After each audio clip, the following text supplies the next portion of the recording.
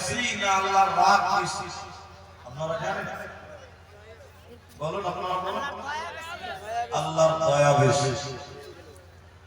আল্লাহ দয়ালু মেহেরবান, তিনি রহম করনে ওয়ালা, তিনি মাফ করনে ওয়ালা। এখন দ্বিতীয় নম্বর যে প্রশ্নটা করছি আপনারা উত্তর দেন, সবাই ভয় করবেন। আল্লাহর নাম কয়টি আপনারা জানেন? 99। হ্যাঁ, কে বললো 99? তুমি বললি আল্লাহর নাম কটা বলে? 99টি। কিন্তু এটা ভুল। আল্লাহর নাম 99টা নয়, আল্লাহর নাম একটা। আল্লাহর নাম কয়টা বলুন আপনারা বলুন? একটা। এই জন্য বিহারের লোক কথা বলে না, এটা একটা সমস্যা। খালি আপনারা মনে করেন যে বক্তাই বলবে, আমরা কেন বলবো? জি না, আপনাকেও বলতে হবে। আল্লাহর নামে একটা, বাকি যেগুলো 99টা বলেন আর 98টা বলেন, ওগুলো আল্লাহর সিফাত, ওগুলো আল্লাহর গুণ। যেমন আমার দিকে দেখুন, রাস্তা দিয়ে হেঁটে আসছি, একটা লোক বলছে এটা বক্তা, এই বক্তা। আচ্ছা বলেন, আমার নাম বক্তা, আমার নাম আব্দুর রহমান, বক্তা আব্দুর রহমান, আব্দুর রহমান তো বলছে এটা বক্তা। আমার নাম বক্তা নাকি? না, তুমি বক্তা আছে, চিনে নিয়েছি তোমাকে দেখে। এটা লোক আইসক্রিম বিক্রি করে, আইসক্রিম। এই গ্রামেও আইসক্রিম বিক্রি করতে আসে। একদিন এই গ্রামে ওর বোনের বাড়িতে ভাগ্নির বিয়ে দিতে এসে, ও সেদিন আইসক্রিম বিক্রি করতে আসে, এসে ভাগ্নির বিয়ে খেতে। তো পাড়ার ছেলেরা বলছে একটা আইসক্রিম মারবো, আমি আইসক্রিম বিক্রি করতেছি না, তুমি আইসক্রিম ওয়ালা, তোমাকে দেখে চিনে নিয়েছি তুমি যে আইসক্রিম ওয়ালা। রাস্তা দিয়ে টোটো চলছে, টোটো, টোটো বলেন তো না? টোটো বলেন তো? কোন কোন জায়গাতে বলে টুক টুক, আর আমাদের দিকে বলে পিল পিল পিল পিল। যারা টোটো রাস্তা দিয়ে যাচ্ছে বলছে এই টোটো, টোটোর কান আছে, শুনতে পাবে তোর কথা, কথা শুনবে? টোটোর কি কান আছে? আসলে টোটোকে ডাকেনি, টোটো ওয়ালাকে ডেকেছে। ঠিক বললাম না? তাহলে আমার নাম বক্তা নয়, যে আইসক্রিম বিক্রি করার নাম আইসক্রিম ওয়ালা নয়, যে টোটো বলে ডাকলে টোটো নয়। দেখেন একটা করে নাম আছে। তো আল্লাহর যতগুলি নাম আপনারা বলছেন 99, ওগুলো আল্লাহর নাম নয়, ওগুলো আল্লাহর গুণ। ওগুলো আল্লাহর কি গুণ, সিফাত। আমি বক্তব্য রাখি তাই আমি বক্তা, এটা আমার গুণ, এটা আমার নাম নয়। কথা বুঝতে পারছেন? একটু হেনা বলা। ও আইসক্রিম বিক্রি করে বলে ওকে বলে আইসক্রিম ওয়ালা, আসলে ওইটা ওর নাম নয়। ওর নাম দেখেন জমিরুল, ওর নাম রবিজুল, ওর নাম হবিবুল, এরকম নাম আছে। তা আল্লাহর এতগুলি গুণ, তার মধ্যে একটা নাম, একটা গুণের নাম হলো রহমান, আর একটা গুণের নাম রহিম, আর একটা নাম গফফার, মাফ করনে ওয়ালা, দয়া করনে ওয়ালা। তিনি তার বান্দাকে দয়া করতে ভালোবাসে, মাফ করতে ভালোবাসে, ক্ষমা করতে ভালোবাসে, যেহেতু তিনার নাম গফফার। চলে হাদিসের জগতে চল। দুটি গ্রুপের লোক বিশ্ব নবীর কাছে এসে বলছে, একদল বললেন ইয়া রাসূলুল্লাহ, ইয়া হাবিবাল্লাহ, হে আল্লাহর নবী, আমরা জীবনে অনেক মানুষ মার্ডার করেছি, হত্যা করেছি, কতল করেছি, খুন করেছি। আমাদের হত্যার পাপের ব্যাপারে বলো, আল্লাহ আমাদের পাপের ব্যাপারে কি বলছেন এটা আপনি বলুন। এরা এক। দ্বিতীয় আরেক দলের লোক বলছেন ইয়া রাসূলুল্লাহ, হে আল্লাহর নবী, আমরা জীবনে অনেক জিনা করেছি, ব্যভিচার করেছি, মেয়েদের ইজ্জত নষ্ট করেছি আল্লাহর নবী।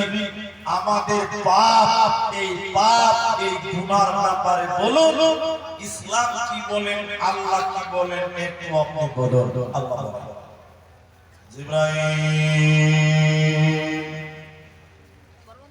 তুমি আমার নবীকে কি এক্ষুনি বলে দাও, তারা আমার নবীকে সওয়াল করেছে, জিজ্ঞাসা করেছে জিনার পাপের ব্যাপারে, তারা মানুষ হত্যার ব্যাপারে জিজ্ঞাসা করেছে। জিবরাইল তুমি যাও আমার নবীকে বলে দাও। আল্লাহ তাবারাক ওয়া তাআলা আয়াত নাযিল করছে, নবী হে তুমি বলে দাও, কুল ইয়া ইবাদিয়াল্লাযীনা আসরাফু আলা আনফুসিহিম, হে নবী আপনি তাদেরকে বলে দেন যারা জিনা করেছে, ব্যভিচার করেছে, মানুষ মার্ডার করেছে, আলা আনফুসিহিম নিজেদের নফসের প্রতি জুলুম করেছে, নবী আপনি তাদেরকে বলে দেন লা তাকনাতু মির রাহমাতিল্লাহ, তারা যেন আল্লাহর রহমত থেকে বঞ্চিত না হয়, ওরা যেন আল্লাহর দয়া থেকে বঞ্চিত না হয়।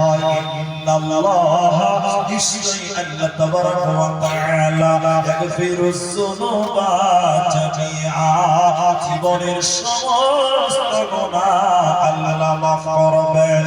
অতএব নবী বলে দাও ওরা যেন চিন্তা না করে, ওরা যেন আল্লাহর দয়া থেকে যেন হয়রান না হয়ে যায়।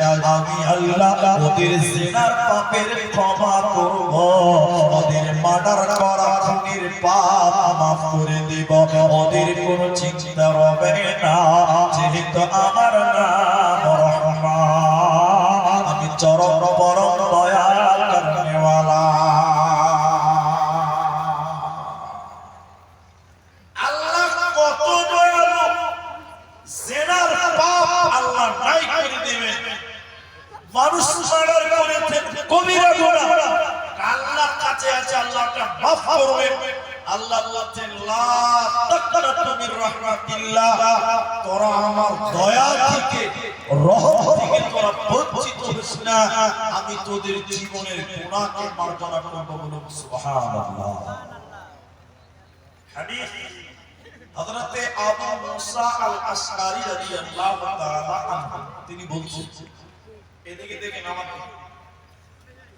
যখন সূর্য ডুবে যায়, মাগরিবের টাইম হয়, রাত শুরু হয়, আল্লাহ তার নিজের আপনা হাত এই রকম পৃথিবীর দিকে বাড়িয়ে দেয়। আমার দিকে দেখেন, আমার দিকে আল্লাহ নিজের হাত এই রকম পৃথিবীর দিকে, জমিনের দিকে, দুনিয়ার দিকে এরকম বাড়িয়ে দেয়। আল্লাহ রাতের বেলা বাড়িয়ে কি বলেন, হে দিনের পাপী, যারা দিনের বেলায় পাপ করেছো, গুনাহ করেছো, নামাজ পড়নি, মেয়েদের পেছন পেছন ঘুরেছ, রাতের বেলায় অলসের ঘুমে তোমরা ঘুমাচ্ছ, আমি আল্লাহ তোমাদের দিকে হাত বাড়িয়েছি বান্দা, ওরে দিনের পাপী রে, তোরা রাতের বেলায় ক্ষমা চা, আমি তোদের দিনের পাপকে ক্ষমা করে দিব বান্দা, তোদের কোনো গুনাহ থাকবে না, হবে না। বিশ্বনবীর পরে বলেন বান্দা, যখন সূর্য উদিত হয়, যখন দিন শুরু হয়ে যায়, সূর্য উঠে যায়, যখন সকাল আরম্ভ হয়, আল্লাহ তার অপর হাত এরকম পৃথিবীর দিকে বাড়িয়ে দেয়, অপর হাত আল্লাহ জমিনের দিকে বাড়িয়ে দিয়ে বলতে থাকে, হে রাতের পাপীরা, যারা রাতের বেলায় গুনাহ করেছ, চুরি করেছ, জিনা করেছ, অপরাধ করেছ, রাতের বেলায় নামাজ পড়নি, দিনের বেলায় তোমরা অলসের ঘুমে যারা ঘুমিয়ে আছো বান্দা, আমি রাতের বেলায় তোমাদের দিকে হাত বাড়িয়েছি বান্দা, দিনের বেলায় আমি তোমাদের দিকে হাত বাড়িয়েছি বান্দা, তোমরা আমার কাছে ক্ষমা চাও, আমি আল্লাহ তোমাদের রাতের পাপকে ক্ষমা করে দিব বান্দা, তোমাদের কোনো গুনাহ থাকবে না, হবে না। নবীজি বললেন শুনে নাও, যতদিন সূর্য উল্টো দিক থেকে না উঠবে, যতদিন সূর্য উল্টো দিক থেকে না উঠবে, ততদিন আল্লাহ তার বান্দাদেরকে ডাকতে থাকবে, বান্দা তোরা আমি আল্লাহর কাছে ক্ষমা চা, আমার নাম গফফার, আমি তোদেরকে ক্ষমা করে দিব, তোদের কোনো গুনাহ হবে না, থাকবে না, থাকবে না, যেহেতু আমার নাম রহমান, দয়াল রহমান, কে পারে বুঝিতে তোমার শান, দয়াল রহমান,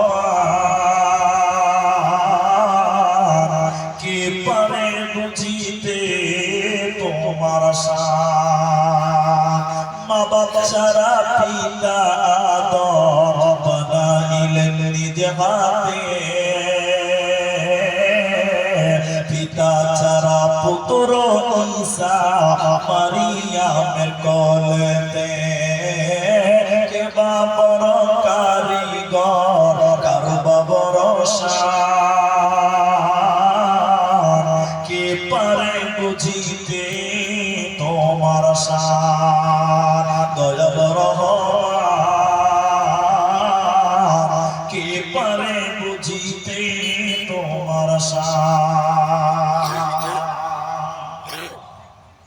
তাই আল্লাহ তিনি দয়া করে মানুষকে ক্ষমা করতে ভালোবাসেন, তিনি মাফ করতে পছন্দ করেন। আরেকটা হাদিস বলবো, এটা বুখারী মুসলিমের হাদিস। হাদিসটি নবী হযরত আবু হুরায়রা রাদিয়াল্লাহু তাআলা আনহু। বাবাজি শুনেন, খুব মূল্যবান কথা। আপনারা যারা আছেন একটু মুখ খুলে বলেন তো দেখি, আসমান কয়টা আছে?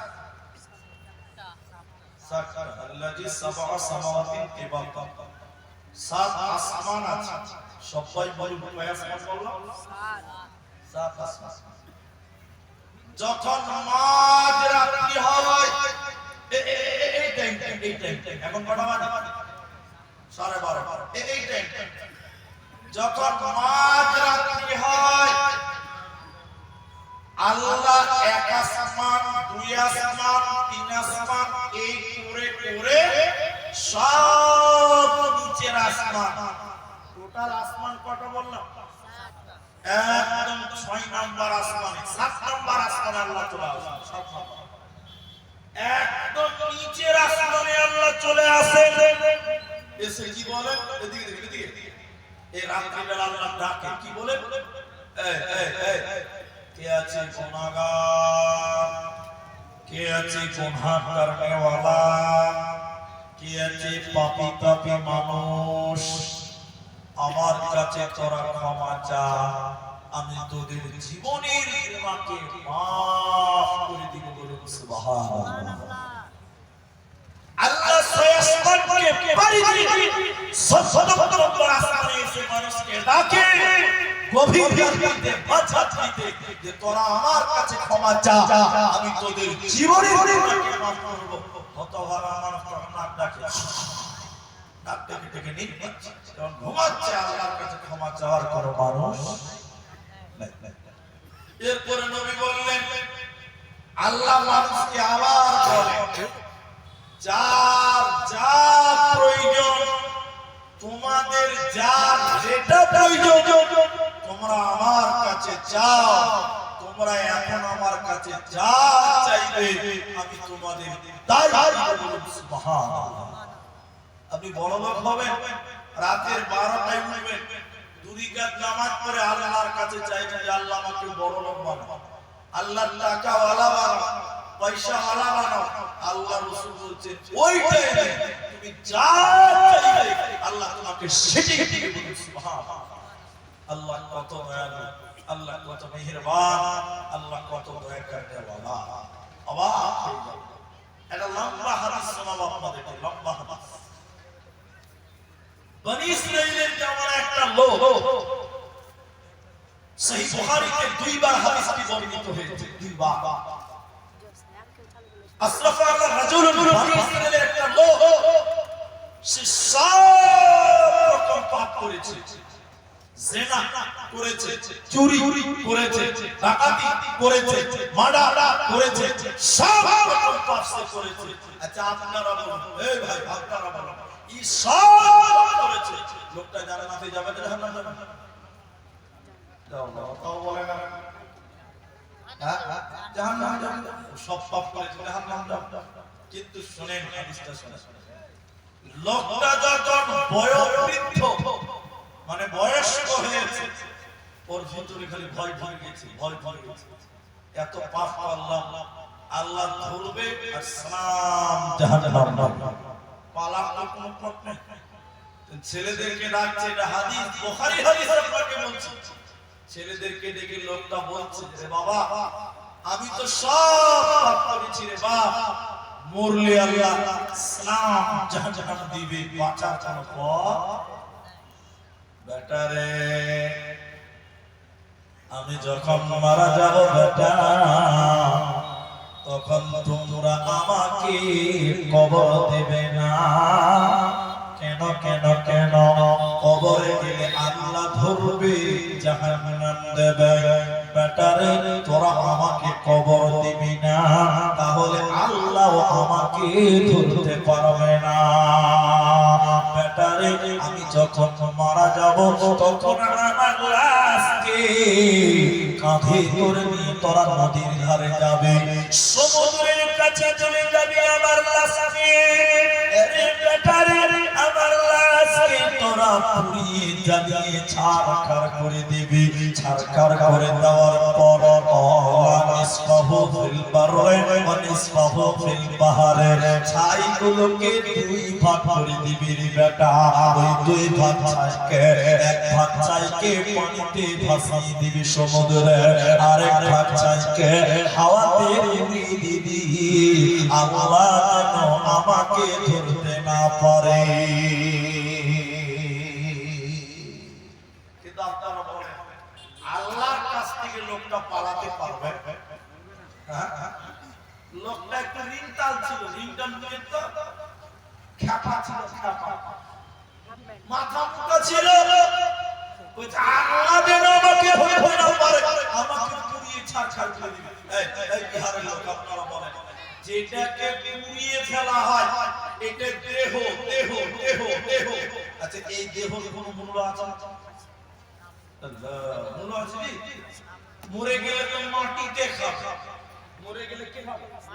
মাটিতে খাবে, ফুটাতে খাবে। তাহলে এই দেহের কোনো মূল্য নেই, মূল্য হলো তোমার জান, তোমার রূহ।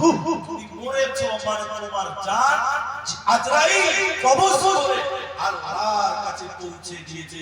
এখন তোমার দেহ পুড়িয়ে দিলে কি আর পুড়িয়ে ফেলে দিলে কি, এই দেহের কোনো মূল্য এখন আর সবাই বলো নেই। তাহলে মেন মূল্য আত্মা, আত্মা তো আজরাইল আল্লাহর কাছে নিয়ে গেছে, তাহলে বলেন আল্লাহর কাছ থেকে পালাতে পারলো?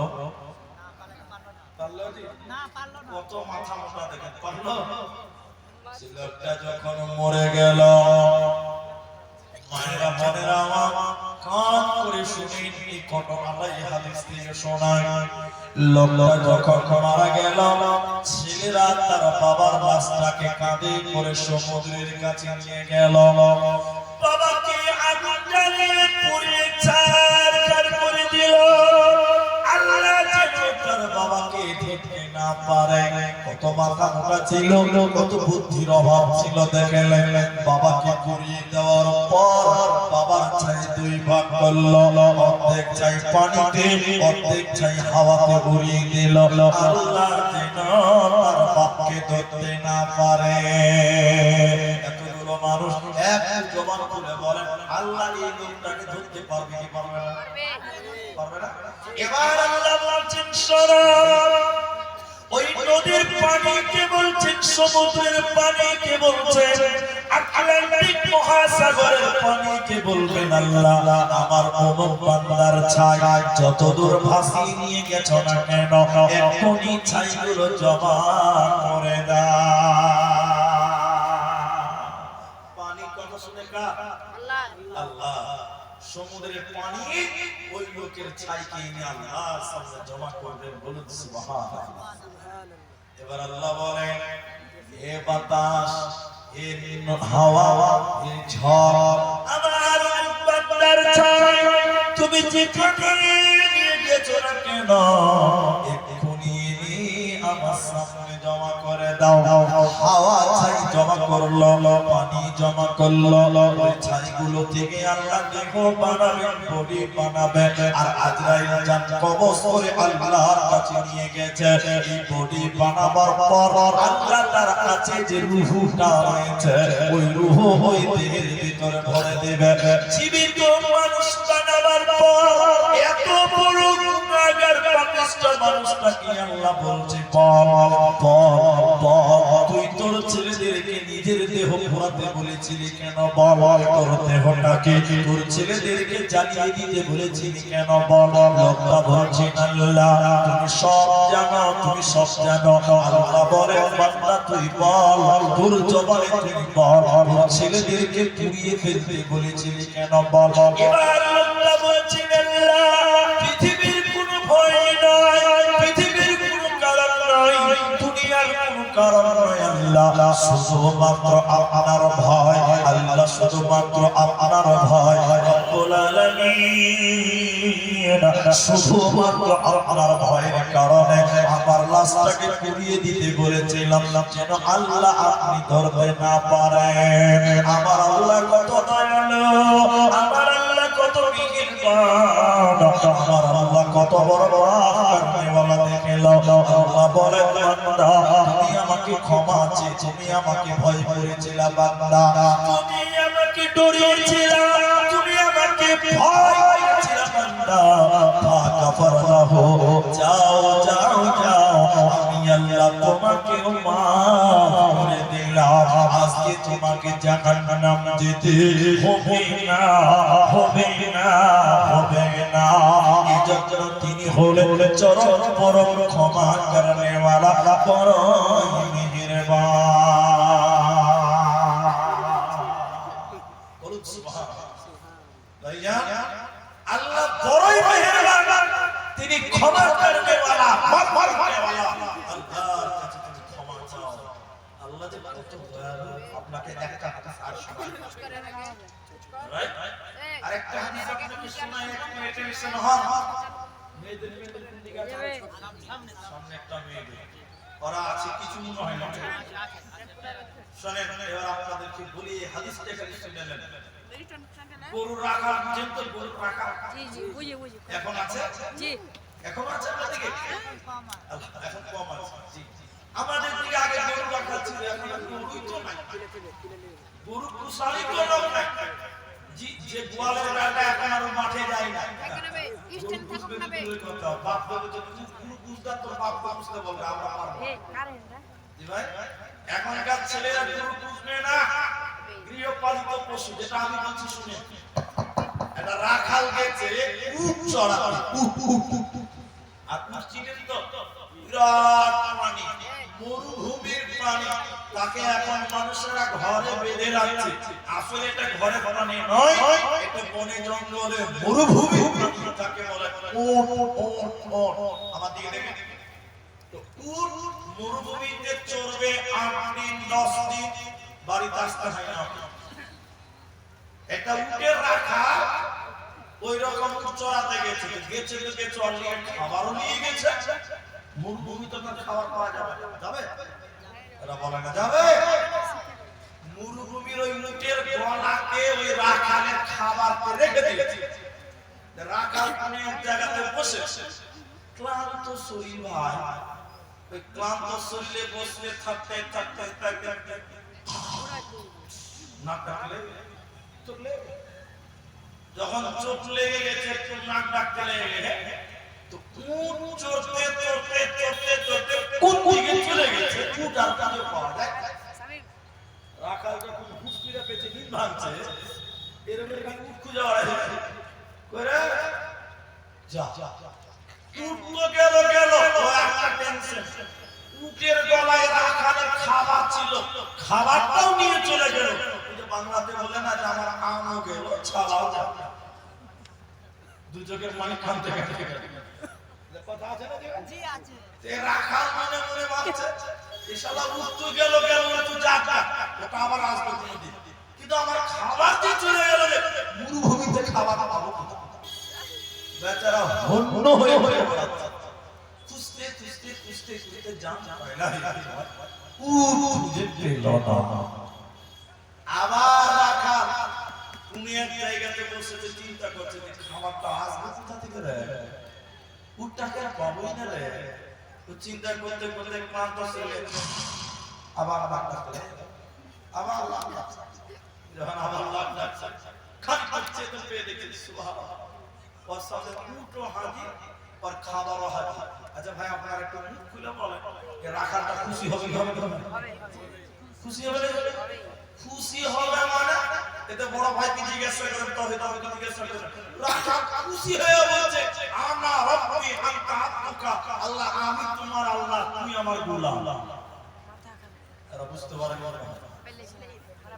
আল্লাহ বলছে গোলাম আর নিজেকে বলছে আল্লাহ বলছে আল্লাহ আমি তোমার আল্লাহ তুমি আমার গোলাম মুহাদ্দিস কোন এখানে কলম ধরেছে মুহাদ্দিস কলম ধরে বলছেন কেন রাখালের কোনো গুনাহ হবে না কেন বলছেন শোনো এটা রাখাল তার হারিয়ে যাওয়া জিনিস পেয়ে কত খুশি হয়েছে অনেক অনেক অনেক শুনিলাম আল্লাহ যখন কোন বান্দা পাপের কাজে লিপ্ত হয়ে যায় গুনার কাজে লিপ্ত হয়ে যায় আমার আল্লাহ অপেক্ষা করে কখন আমার বান্দা ফিরবে মানে তওবা করবে বান্দা যখন বলে রব্বানা যালামনা আনফুসানা ওয়া ইল্লাম তাগফির লানা ওয়া তারহামনা লানাকুনান্না মিনাল খাসিরিন আমার আল্লাহ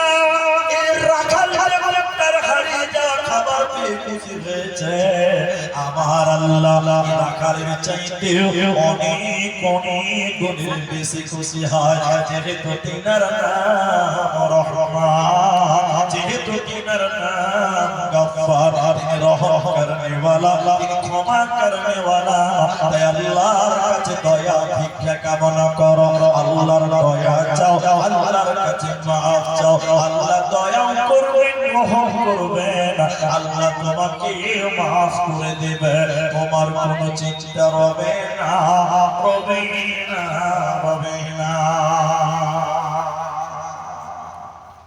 ভাইজান এই অল্প মানুষের ভিতরে একজন দুজন তিনজন চারজন পাঁচজন ছজন যদি উঠে তাহলে 10 মিনিট করে কটা থাকবে না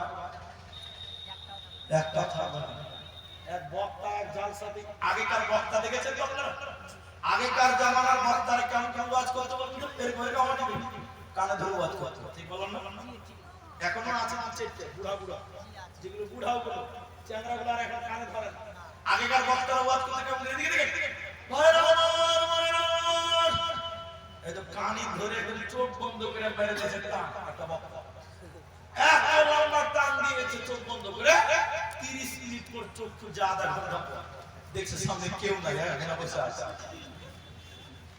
সবাই বলে গেছে একজন বসে আছে তো বক্তা রাগ হয়েছে আবার খুশি হয়েছে রাগ হয়েছে সবাই পালিয়ে গেল আর খুশি হয়েছে যাক সারা সবাই চলে গেছে যাক একটা তো ওইদিকে বক্তা খুশি হয়ে দোয়া করে ওই লোকের লিগে জাযাকাল্লাহ ইয়াকাল্লাহ বারাকাল্লাহ খাইরা তুমি কত ভালো ভাই সবাই চলে গেছে তুমি একলা বসে আছো আল্লাহ তোমাকে জান্নাত দিক যে বসে আছে বক্তার দোয়া শুনে গাল চুলকাতে বলছে মুলবি সাহেব আমি মাইক নিয়ে আনি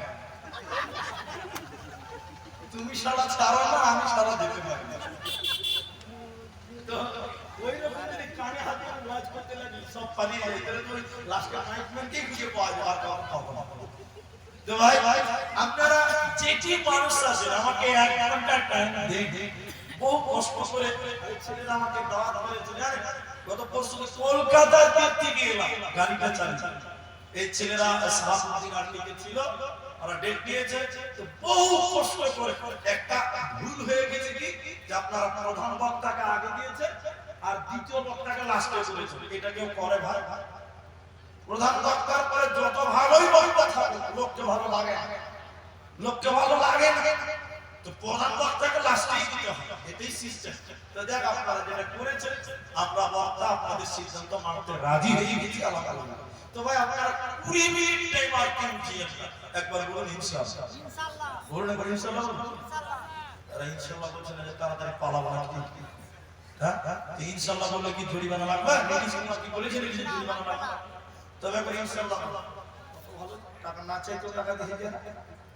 খুব ভালো ছিল, টাকা চাইনি তাও আপনারা 20 মিনিট নেবেন না। আরেকটা